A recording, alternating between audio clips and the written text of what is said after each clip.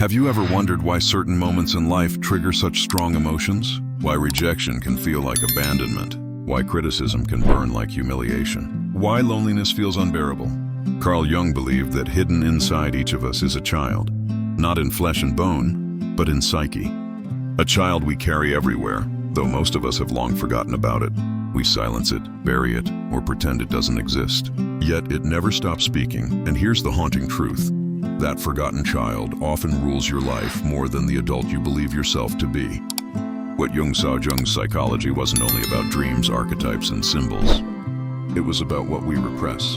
And among the most repressed parts of the human soul is the inner child. This child is not weak or naive.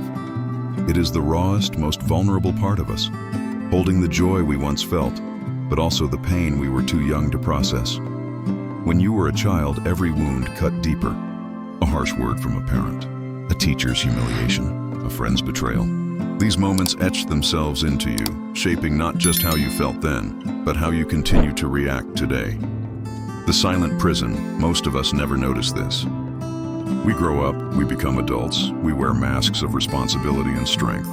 But inside, the child is still there, locked away. And here's where Jung's warning becomes terrifying. A silenced child does not stay silent. It rebels, it sabotages, it bleeds into your relationships, your decisions, even your self-worth. That is why someone can be successful in business but collapse in intimacy. That is why someone can look confident in public but crumble in private. The child they ignored is still crying. The archetype of the child for Jung, the child wasn't just personal, it was archetypal. The child archetype represents both innocence and potential, but also woundedness and fear. It is the part of us that carries hope, creativity, and play, but also shame, vulnerability, and the scars of rejection. Every time you feel unworthy of love, every time you sabotage a relationship out of fear of abandonment, every time you shrink back from life because you think you don't deserve it, that is the child speaking. How the inner child haunts us, think about these patterns. You get angry at small things, more than the situation deserves. You chase people who don't love you because you're trying to heal an old wound of being unwanted. You avoid confrontation because as a child, speaking up wasn't safe.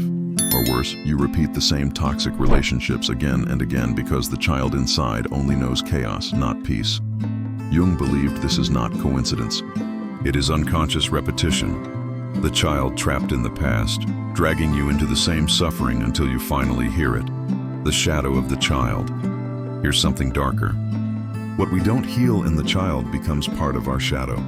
The shadow is not just anger, jealousy, or aggression.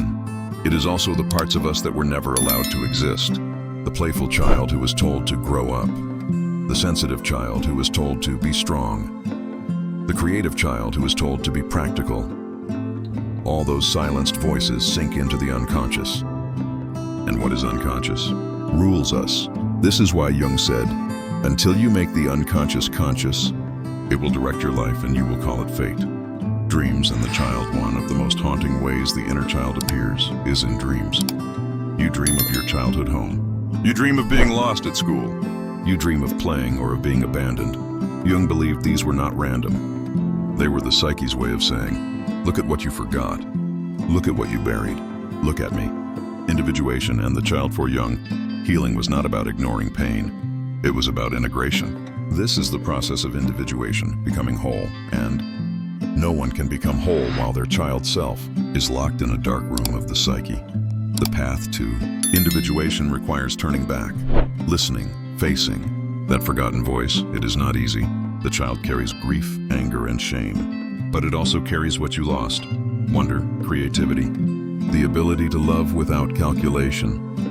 Facing the wounds, healing. The inner child means revisiting the wounds of the past, not to stay trapped in them, but to release them. That means asking, what did my child self need that it never received?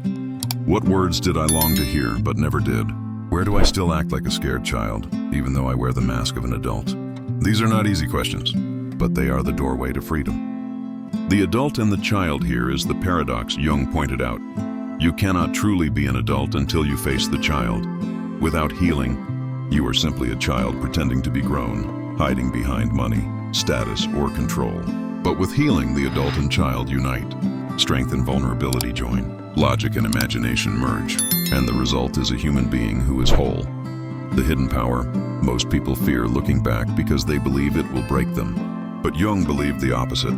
The child you fear facing is not just a wound. It is a source of power. The healed child brings back creativity, wonder, play, curiosity, and the ability to truly love. The healed child is not your weakness. It is your secret strength.